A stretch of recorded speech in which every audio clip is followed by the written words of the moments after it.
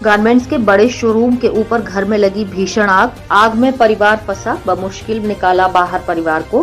कुछ ने ऊपर से कूदकर बचाई जान। प्रथम तल पर शोरूम, दूसरे तल पर और तीसरे तल पर रहता है परिवार। कई फायर ब्रिगेड की गाड़ियां मौके पर पहुंची। घर में लगी आग, नीचे शोरूम में आग पहुंचने की आशंका, शॉर्ट सर्किट से आग लगने की आशंका। कमलानगर क्षेत्र के सेंट्रल बैंक रोड का मामला।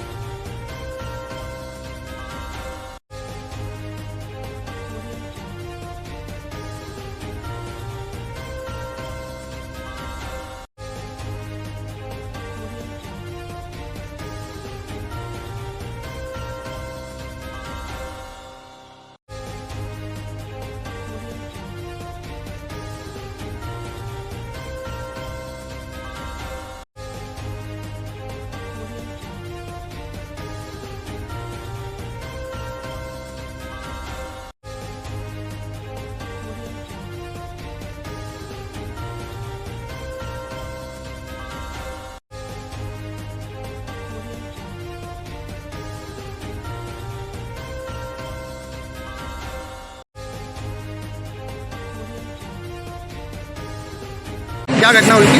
6:45 बजे के करीब बात है सुबह की। इसमें आग लगी, भीषण आग।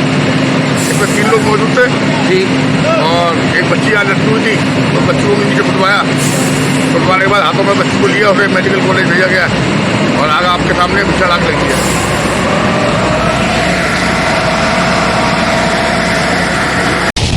अगर आपको टिकट लेने के लिए लंबी भीड़ से बचना है तो आपको यूटीएस ऑन मोबाइल एप्लीकेशन को अपने मोबाइल में डाउनलोड कर लेना चाहिए।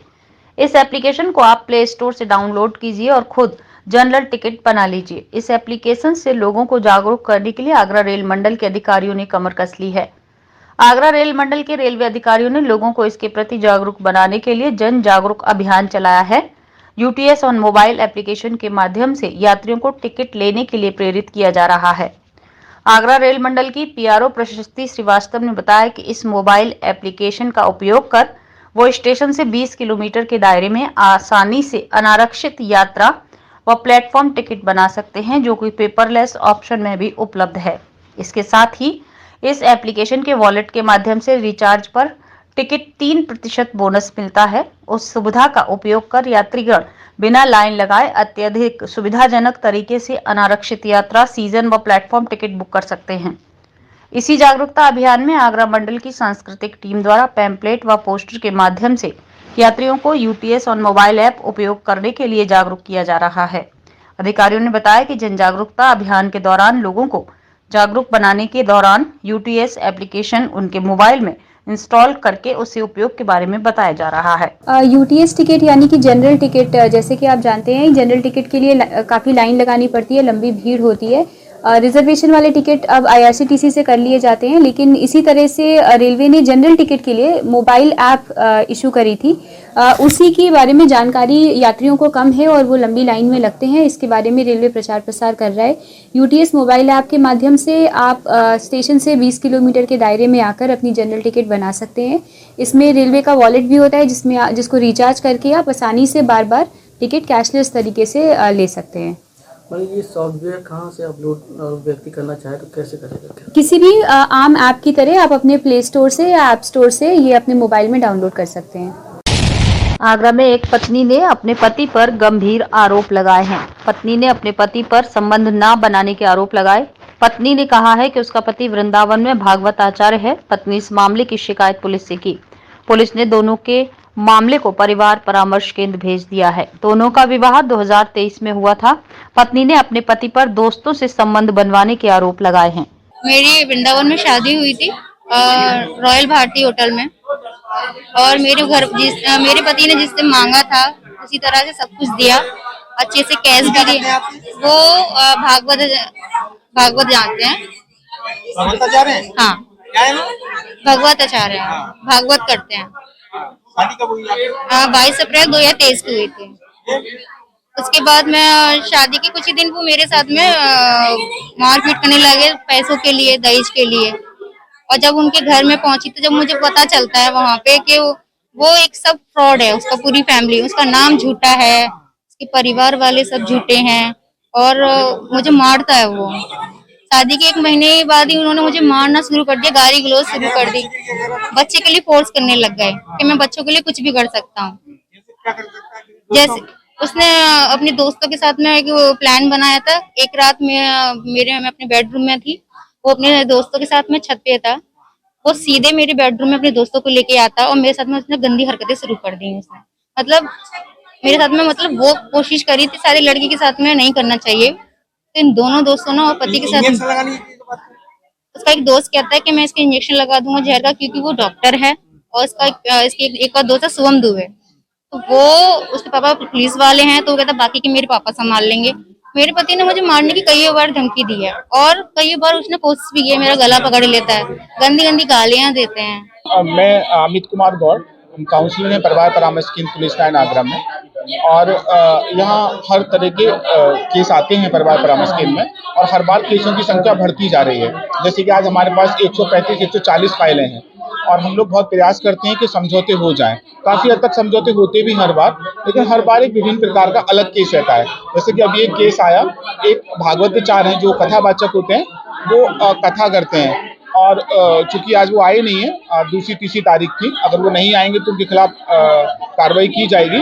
और उनकी पत्नी ने आरोप लगाया है कि वो भागवताचार्य होने के बाद भी बहुत ही अशब्द, बहुत ही गंदे शब्दों का प्रयोग करते हैं और पत्नी से दान दहेज की लालसा भी रखते हैं, जिसके सहते उनका परिवार बिगड़ रहा है।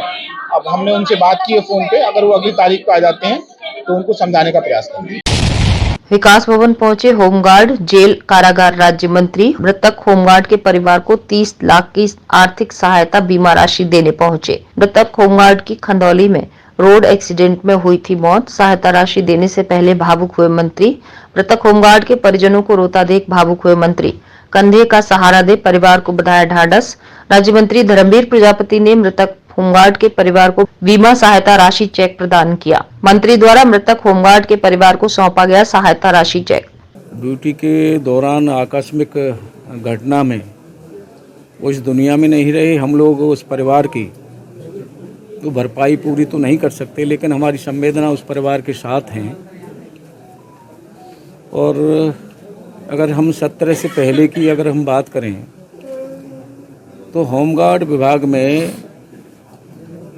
अनुग्रह राशि जो दी जाती थी वो बीमा के माध्यम से दी जाती थी और हमारा होमगार्ड का जवान परिवार उसका सालों चक्कर लगाता था और कभी कभी पूरी राशि मिल भी नहीं पाती थी, बहुत आधी अधूरी मिलती थी।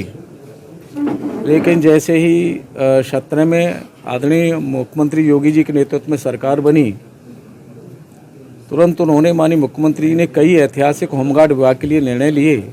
उसमें एक ये निर्णय भी था कि हमारा पहले की अगर सरकारों की बात करें तो 17 से पहले होमगार्ड का जवान ड्यूटी के दौरान अगर दुर्घटना होती थी ड्यूटी के समय, तब वो राशि बीमा के माध्यम से मिलती थी।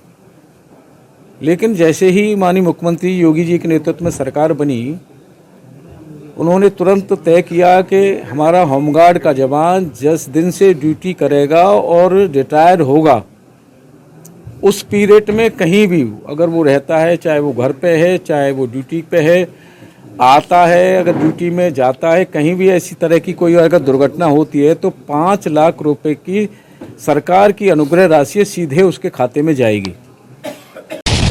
आगरा फतेहपुर सीकरी लोकसभा क्षेत्र से सांसद राजकुमार चाहर पर भाजपा ने जताया भरोसा। फतेहपुर सीकरी से बीजेपी प्रत्याशी घोषित होने के बाद आगरा पहुंचे सांसद राजकुमार चाहर। किसान मोर्चे के राष्ट्रीय अध्यक्ष व फतेहपुर सीकरी सांसद राजकुमार चाहर का जगह जगह जोरदार हुआ स्वागत।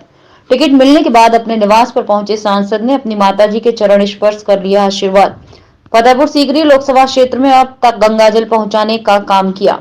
आगरा में हवाई अड्डा और स्टेडियम जल्द ही बनेगा। देश के यशस्वी प्रधानमंत्री आदरणीय श्री नरेंद्र मोदी जी का मैं हृदय से धन्यवाद देता हूँ। विकसित भारत का संकल्प माननीय प्रधानमंत्री जी ने किया है।